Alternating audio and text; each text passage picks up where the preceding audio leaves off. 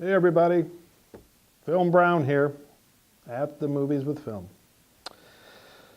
People sit around all the time, and maybe over your Thanksgiving meal or over your Christmas meal or your holiday meal or maybe any over meal, your family's sitting there thinking about important questions. Like, what's the worst film that was ever made? I mean, I know that's probably a perennial discussion, They always not talk about certain things at the table, with people. Maybe this is one of them because it might invoke some kinds of fighting and things like that. But if I sat down and said, what was the worst film ever made? That to me is a compliment. Because I can think of other films that are, crappy like Titanic. But here, I'm thinking, this is, to me, I love this movie. And some people would say it's the worst film ever made. A lot of people go with Ed Wood and stuff like that, Plan 9 from Outer Space, but actually, that's pretty competent. Maybe. Anyway, but the film we have tonight is great. I mean, it's right up there with Manos' Hands of Fate. Remember the Warren-directed film. Here is Coleman Francis coming at you with Beast of Yucca Flats, 1961. Stars one of my favorite wrestlers, Tor Johnson. Tor Johnson, now bring that up, Ed Wood, right? He was in Bride of the Monster and in Plan 9 from Outer Space, but he's in this. He plays a Russian scientist who gets caught inside of a nuclear blast, and he becomes the Beast of Yucca Flats. And he, Tor do things. He doesn't say anything, but he's big. He throws rocks around and he terrorizes and stuff like that. The film, interesting for its sound work. Now I'm going to say something here. The film is shot without sound. That itself is not so unusual. A lot of films are shot without sound and that's dubbed in later. Well, this is dubbed in, but guess who was most of the voices for this thing? Much as Warren was for Manos' Hands of Fate, Coleman Francis dubbed in most of the voices for this kind of thing. And he like any great true auteur, he really controls it. He writes it, he dubs the voices, he directs it, he does the whole schmear. He even brings in his family, right? Barbara and Ronald and Alan come in. The two kids, Alan and Ronald, those are the two kids who are trying to feed soda pop to a pig. Nuclear blast. Now, the film is very poetic, and I typed off some of the great lines from this. Pure poetry. If you want to take this film into the level of just of the surreal or of the kind of narration that we get, this guy is working on a whole different level than anybody I know.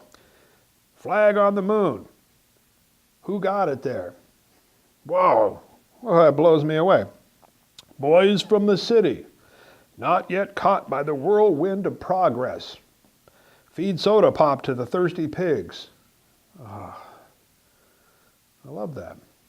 And that idea of caught up in the whirlwind of progress, you're going to hear that line used throughout the film. It's a theme. It's a theme. He's working on these philosophical ideas. Touch a button, things happen. A scientist becomes a beast. Oh, man. Nothing bothers some people, not even flying saucers. I never thought about that before. I mean, what wisdom we have here in Coleman Francis. Listen to that again.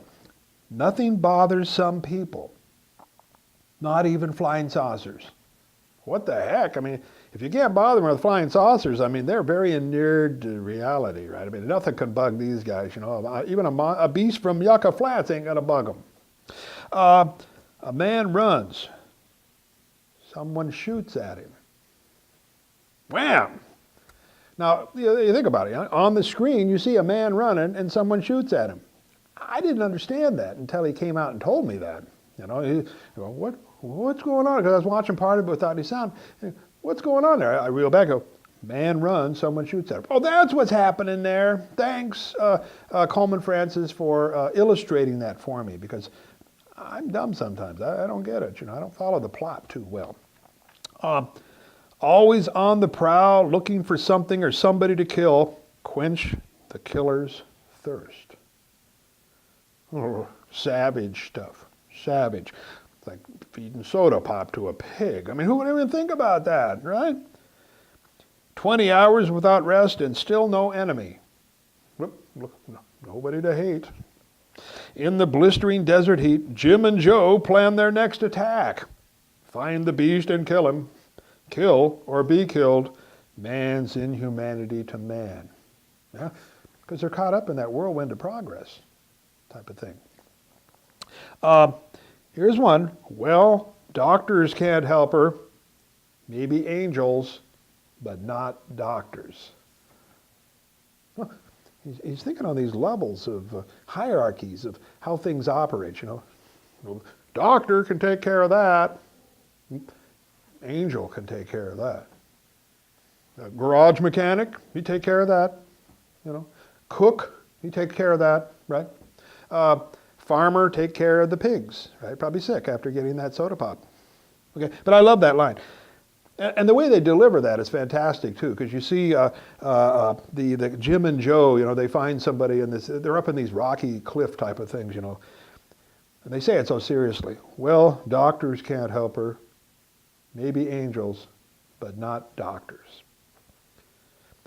I don't know if the actors, when they were doing this, and of course a lot of this was, you know, Coleman Francis dubbing it in, right? But they, you know, they didn't know probably what they were saying. A lot of times when they were yelling, they had to put their hands over their mouth so they could dub it without being real obvious. But I always think about it. I was watching a film and a fly flew into the screen, okay, onto the scene. It sat on one of the characters' ears. Now, that wasn't supposed to be like that. That wasn't like Once Upon a Time in the West at the beginning when he's playing with the fly and things like that. That was purposeful, okay? Here, a fly just happened to get in there. And I always think, gosh, I wonder what that fly is thinking about. Does he know that he's part of immortality? You know, flies life, they don't last very long, right? But now that fly lasted a long time. And that was unplanned, the idea of a fly coming into there. So did these actors know that they were part of this wonderful work? Okay. Here's another one. Joseph Jaworski, noted scientist. That's good. Another one. Yucca Flats, the A-bomb. Oh, this film is full of them, okay? When you sit down and watch this thing, I would suggest that you get out some paper and a pen, and just jot down some of the great lines, okay? Because there are fantastic lines in here, and I've just scratched the surface on this. And maybe you can come up with some of your own, right? That would be maybe like his, but I don't know. I don't think any of us can come close to emulating the greatness of Coleman Francis. Now, he himself never really emulated it. He did 2 other movies, Night Train at Yucca Fine and the Skydivers. Flying planes, and planes that don't fly too, okay, are a part of his, kind of a theme. You get planes in this one, you get planes in the with trains, also in that other film, and Skydivers is about planes. So that seems like when you look at an auteur, you know, they have like developing themes, repeating themes. So for him, airplanes, yep. Okay, and his pondering of the great philosophical issues. Like, I'll look out at something and say, is that a job for a doctor, or is that a job for an angel? You have to think about it, right? Now, I got to make the right decision, right? Because I call in the doctor, and he comes, you're a fool. This is for angels. And my bill will be in the mail. Or, what does this whirlwind of progress mean? And feeding soda pop to pigs. What does that result in? What does that result in? Well, I think you're going to love this. Tor Johnson is fantastic. The end of this film, talk about fortuitous and a fly running into a scene. I am going to talk about the end here. The end, okay, the monster gets destroyed, okay, and he falls down and a little rabbit runs into the scene and runs and kind of nestles up next to him. According to my reading, that rabbit was not planned. That rabbit just ran into the shot. Why wouldn't he? He sees Tor Johnson over there. You know, he's He's a rabbit. I was going to say he's a human. You know, he's a rabbit. He loves people. Tor Johnson, I love what he has done before, right? Because this is his next to the last film that he made. So he goes, I love the films that he's in, and I want to be with him in his last moments, and I want to be with him, and so hug me, Tor Johnson, hug me, Joseph Jaworski, the Beast of Yucca Flats. Let's roll it.